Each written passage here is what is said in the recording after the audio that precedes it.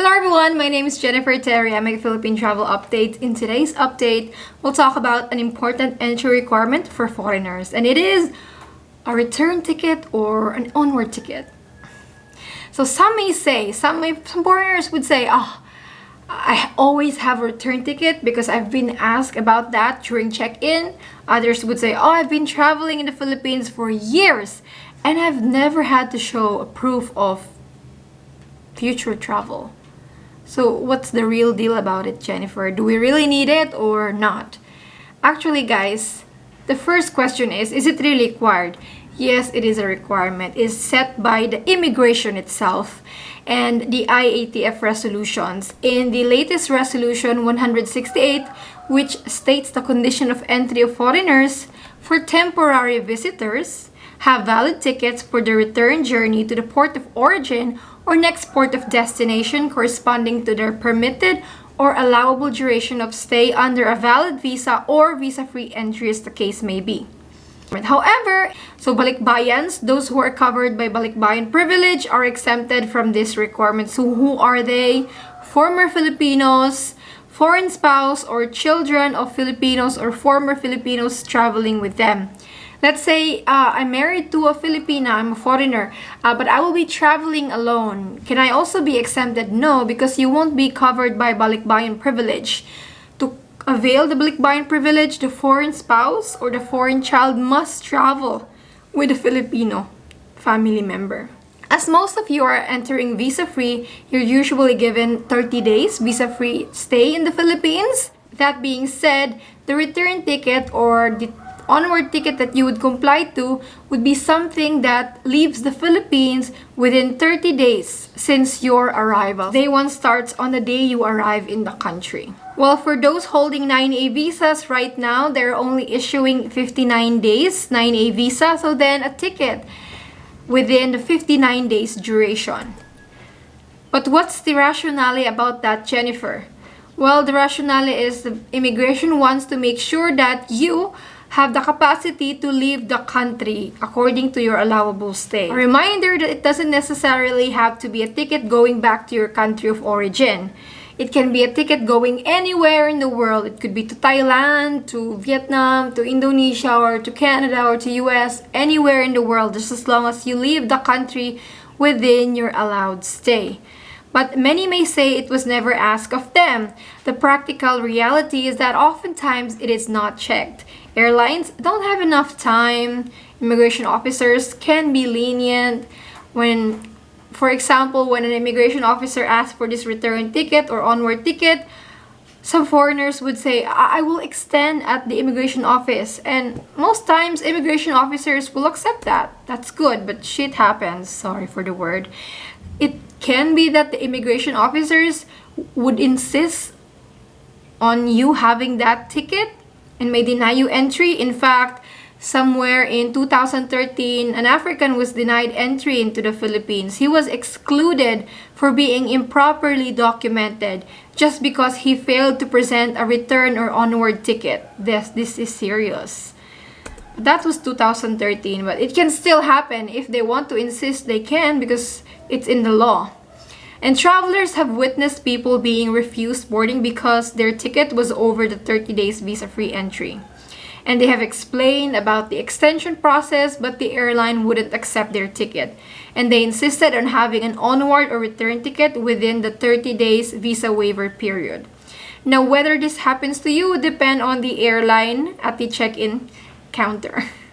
Now, the reason why the onward ticket rule is enforced by airlines flying to the Philippines is because immigration hand out hefty fines if they found out that an airline has allowed an improperly foreigner in the country. Yes, it's the word, improperly documented for not following what is their entry requirements. It's actually one of the conditions for visa-free entry. Now, if you're staying here for less than 30 days, this is not an issue at all. You would have your ticket, right, to return or whatever you're going next. But for those who want to stay more than 30 days or those holding a 9A visa with 59 days but want to stay longer than 50 days. I mean, for everyone who is planning to extend their stay in the country, you don't have to book a return ticket now or cancel your existing ticket. These are what I can suggest to comply with this return or onward ticket requirement. First option is to book a ticket with Expedia US version. Generally, you can cancel a flight booked through Expedia within 24 hours for a full refund. So guys, if you're doing this, please read the fine prints. The second option is to buy a throwaway ticket.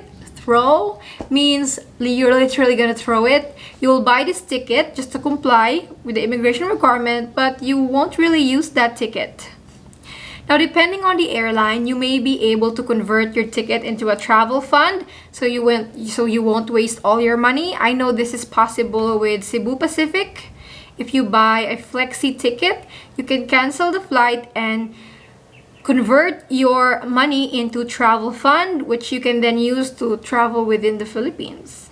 Right now, I was just checking for flights. The cheapest I can find for an international flight, Manila to Singapore, on October is around 2,900 pesos. So how much is that in US dollars?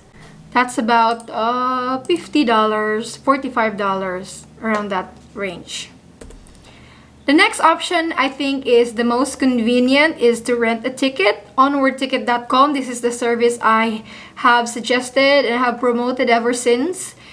They provide a service which delivers flight reservations made by a registered travel agency. It's 100% real flight reservation. Some would say, hey, that's not the true ticket, Jennifer. That's cheating. Guys, they will give you a valid ticket and you may even verify it with the airline's website. I've done it before. Once you have successfully rented a ticket online, you will receive a flight reservation in less than 2 minutes. So if ever you're in the airport, you didn't have the return ticket or onward ticket, the check-in staff demands it from you, go to the onwardticket.com website, pay for $14, you'll have your ticket in 2 minutes. The flight reservations are only valid for 48 hours, but you can also select one that is valid for 2 weeks, a little bit pricier. For you guys, I just suggest just do the 48 hours. It's cheaper, it's $14, so you just book it 2 days before your flight or at the airport if ever the check-in staff insists on you having that return or onward ticket. Instead of paying a full amount or going through the hassle of claiming for refunds with the airline, I think this onwardticket.com option is more convenient. Now, one thing I can tell you, this airline ticket requirement will stay even after the pandemic. It's in the law, guys. This is not something that was placed because of COVID. No, this has always been before. It has always been like this. Some may neglect it. Others were lucky that they were never asked for a return or onward ticket. While if you are in the situation where they ask it from you, I suggest those two options. I suggested 3 options: throwaway ticket, buy a refundable ticket, or rent a ticket. Jennifer, how about we extend at the airport? Yes, that is something you could also do if the immigration officer asks for a return ticket or onward ticket. It is actually possible to apply for your visa waiver extension at the airport upon arrival. You can get this extension at the Manila airport upon arrival, or they may also know if the immigration officers are busy. They may just tell you to get an extension at the Bureau of Immigration Office, which are scattered around the country. You may try. It's usually worth 3,030 pesos for an extension of 29 days. I don't want to stress you out, guys. One thing this channel is made for is to make travel easy, hassle-free, especially to the Philippines. I want to emphasize that sometimes this airline ticket, onward or return ticket requirement is forgotten. Perhaps the check-in staff are busy, they want to go through check-in as fast as possible, or the immigration officers at the airport are also busy that they don't check it. Well, that's fine. But if they check about it, know that it is actually the law, guys. Don't argue because it's a real thing. What you can do is to do those 3 options, either of those 3, if you're in the situation where they ask it from you. That's all.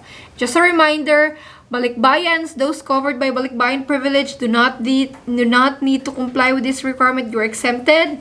Those with long-term visas, SRRVs, you don't need this. You have long-term visa in the Philippines. Dual citizens, Filipinos, hindi kailangan. This is just for foreigners entering visa-free or those with 9A visa. Short-term visas. So this is all about the return or onward ticket requirement. I hope this was helpful to you guys. I'll put my link for rent an onwardticket.com option. Hundreds of foreigners have used their service and have successfully entered the Philippines, and they're already here. I'll see you guys with another video. God bless you all and stay safe.